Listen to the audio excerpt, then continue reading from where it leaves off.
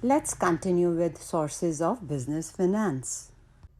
So guys, आज हम wind up करेंगे sources of business finance. ये लास्ट हमारा टॉपिक है. इसमें है factors affecting the choice of the source of funds. ठीक है, कि जब हमने सोर्स ऑफ फाइनेंस क्या है उसको चूज़ करना है तो हमें क्या क्या चीज़ें अपने माइंड में रखनी चाहिए, राइट?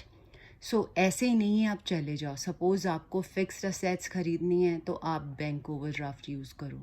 नो. सपोज़ कोई टर्म लोन है, आप वर्किंग कैपिटल के लिए यूज़ कर रहे हो. ऐसा नहीं होगा.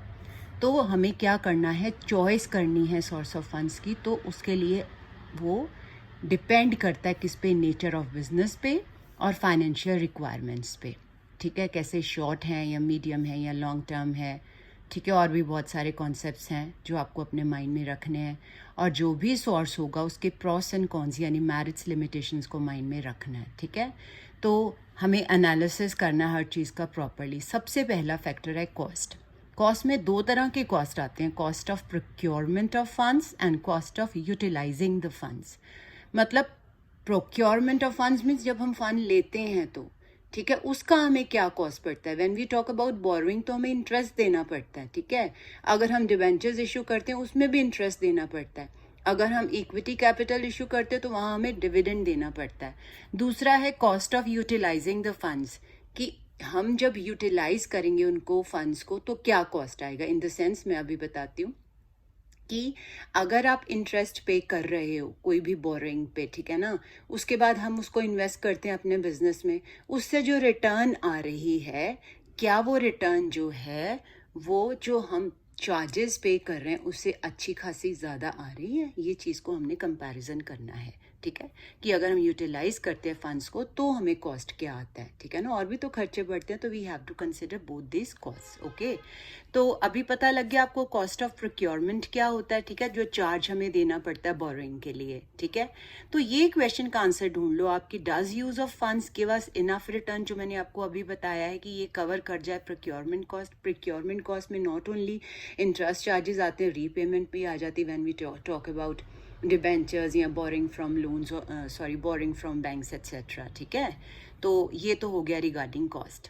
तो उसके बाद है financial strength and stability of operations. आपने एनालाइज करना है कि आपका बिजनेस कैसे चल रहा है, क्या इसकी जो फाइनेंशियल स्ट्रेंथ ऐसी है, जैसे सपोज हम क्रेडिट पे देते हैं, गुड सेल करते हैं, तो क्या हमें टाइम पे जो है रिकवरी हो जाती है. तो क्या होता है ना, तब भी हमें फंड्स लेने पड़ते हैं in order to purchase raw material और वट एवर. ठीक है ना, तो फाइनेंशियल स्ट्रेंथ देखनी है कि आप क्रेडिट को कितना पूरा कर सकते हो. ठीक है, और आपके जो बिजनेस है क्या वो स्टेबल है या फ्लक्चुएट रहता है, इन चीज़ों को माइंड में रखना है. ठीक है, तो क्योंकि हमने ये चीज़ें इसलिए देखनी है कि हमें फिक्स चार्जेस जो हमें इंटरेस्ट के फॉर्म में देना पड़ता है वो तो देना ही पड़ेगा, रीपेमेंट भी करनी पड़ेगी लोन की या डिबेंचर्स की, जो भी होगा. तो इन चीज़ों को आपने अपने माइंड में ज़रूर रखना है. ठीक है, उसके बाद नेक्स्ट आता है form of organisation and legal status. अब आपकी ऑर्गेनाइजेशन की फॉर्म क्या है, जैसे पार्टनरशिप फर्म हो सकती है, सोल प्रोप्राइटरशिप कंपनी, कुछ भी हो सकता है. ठीक है, तो सपोज एक पार्टनरशिप फर्म है, वो सोच रही है क्यों ना हम डिबेंचर्स इशू कर लें, but legally this is not correct, क्योंकि डिबेंचर्स एक पार्टनरशिप फर्म या सोल ट्रेडर नहीं इशू कर सकता. कौन कर सकता है, ओनली अ कंपनी. तो आपने लीगैलिटी भी देखनी, ऐसे ही कोई भी डिसीजन नहीं ले लेना है. ठीक है, नेक्स्ट है पर्पस एंड टाइम पीरियड. फिर हमारा पर्पस क्या है, अगर हमें फिक्स्ड एसेट्स लेनी है तो हमें मीडियम टर्म या लॉन्ग टर्म बोरिंग चाहिए ना, और अगर हमें वर्किंग कैपिटल के लिए चाहिए तो बैंक ओवरड्राफ्ट या सिंपल आप बोरिंग कर सकते हो, लोन ले सकते हो छोटा सा शॉर्ट टर्म, किससे, बैंक से, या कमर्शियल पेपर यूज़ कर सकते हो, कुछ भी कर सकते हो. ठीक है, तो पर्पस आपको पता होना चाहिए और टाइम पीरियड भी पता होना चाहिए. सपोज आप डिवेंचर्स इशू करते हो 2 साल के लिए, इन जनरल बता रही हूँ, या 5 साल के लिए, तो आपने ये देखना है कि आप कर पाओगे कि नहीं, ये अपने माइंड में आपने बात रखनी है. ठीक है, तो उसके बाद आता है रिस्क प्रोफाइल. रिस्क लेना हमने, मतलब क्या आपकी नेचर बिजनेस की जो है क्या वो रिस्क को एब्जॉर्ब कर सकती है. तो इसके लिए हमने देखना है कि अगर नहीं कर सकती तो हम लेस रिस्की लेंगे जो इन्वेस्टमेंट करेंगे, या हम कैपिटल सपोज फॉर्म करते हैं, जैसे इक्विटी कैपिटल कम रिस्की होती कंपैरेटिवली। क्यों? क्योंकि उसमें एक तो डिविडेंड देना मैंडेटरी नहीं है, नेसेसरी नहीं है, प्रॉफिट्स होंगे तो देंगे, नहीं तो नहीं देंगे। दूसरा, जब कंपनी लिक्विडेट होगी तो हमें रीपेमेंट करनी है, अदरवाइज तो हमें टेन्योर ऑफ कंपनी में तो रीपेमेंट करनी नहीं होती कैपिटल की। ओके, तो अगर लेस रिस्की लेना है तो इक्विटी कैपिटल कंपनी के लिए अच्छा है। तो अगर आप रिस्क ले सकते हो, आपको लगता है आपका इतना बिजनेस वायबल है, तो डिबेंचर्स या इवन प्रेफरेंस शेयर कैपिटल भी हम कर सकते हैं इश्यू। ओके, तो मेनली आपने देखना है कि क्या आप इंटरेस्ट पे कर सकते हो, क्या आप लोन या डिबेंचर्स रीपे कर सकते हो, इसमें ये इंपॉर्टेंट बात आ जाती है। फिर आता है कंट्रोल। ठीक है, अब क्या है, कंट्रोल आता है over the affairs of the company या बिजनेस व्हाटएवर। तो आप ये देखेंगे कि किस तरह की इन्वेस्टमेंट की जाए या किस तरह की कैपिटल ओन की जाए जिससे हमारा कंट्रोल हमारे हाथ में रहे। ठीक है, अगर तो आप अपने हाथ में रखना चाहते हो तो नेचर ऑफ जो ऑर्गेनाइजेशन है, फॉर्म ऑफ ऑर्गेनाइजेशन, फिर तो सोल ट्रेडरशिप या दैट पार्टनरशिप फॉर्म ठीक है। लेकिन अगर आप सपोज कंपनी खोलते हो तो फिर वोटिंग राइट्स जो है इक्विटी शेयर होल्डर्स को मिल जाते हैं ना। या अगर फाइनेंशियल इंस्टीट्यूशन यानी जिनको डेवलपमेंट बैंक्स भी बोला जाता है, अगर उनसे लेते हो तो उनकी भी इंटरफेरेंस आपके बिजनेस में, आपके मैनेजमेंट में बहुत होती। तो you have to keep this thing also in your mind. Okay, next is effect on credit worthiness. ठीक है, इसमें क्या आता है, क्रेडिट वर्दीनेस होता है कि आप क्रेडिट पे कर सकते हो कि नहीं। जैसे मैं डिबेंचर्स की बात करती हूँ, अगर सिक्योर्ड डिबेंचर्स हैं, ऑब्वियसली वो एक तरह से चार्ज आ जाता है फिक्स्ड एसेट्स पे। तो अगर आप सिक्योर्ड डिबेंचर्स जो इशू करते हो ना, तो क्या होगा, जो अनसिक्योर्ड क्रेडिटर्स हैं ना, वो लेस विलिंग होंगे आपकी कंपनी में इन्वेस्ट करने के लिए। जब सिक्योरिटी नहीं होगी, उनको लगेगा कि प्रेफरेंस डिबेंचर्स को मिलनी है। तो ये हमने क्रेडिट वर्दीनेस का इफेक्ट भी जरूर देखना है। ठीक है, next is flexibility and ease.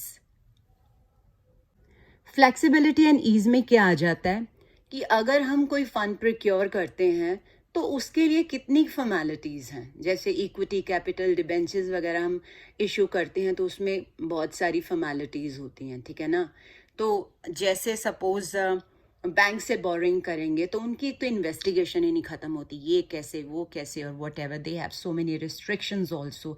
Specially अगर आप डेवलपमेंट बैंक से, फाइनेंशियल इंस्टीट्यूशन से लेते हो, तो वो तो आपके जो बिजनेस के अफेयर्स पे बहुत ही रिस्ट्रिक्शंस लगा देते हैं। तो उससे क्या होगा, इतनी फ्लेक्सिबिलिटी नहीं रहेगी, आप कंट्रोल नहीं कर पाओगे अपने ढंग से, मतलब इतनी रिस्ट्रिक्शंस में सफोकेट हो जाओगे।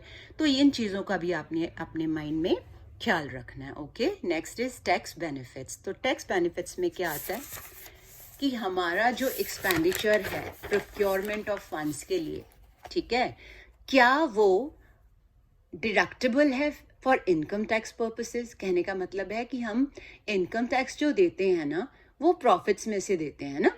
तो क्या है कि अगर तो हम बोरिंग करते हैं, उसको जो इंटरेस्ट होता है वो एक्सपेंडिचर ट्रीट किया जाता है, और हम प्रॉफिट्स में से, जो हमारी इनकम है उसमें से वो एक्सपेंडिचर माइनस कर सकते हैं इनकम टैक्स पर्पस के लिए। ठीक है, तो लेकिन अगर डिविडेंड की बात करो तो डिविडेंड जो होता है वो प्रॉफिट में से हम या इनकम में से माइनस नहीं कर सकते, that is an appropriation of profit.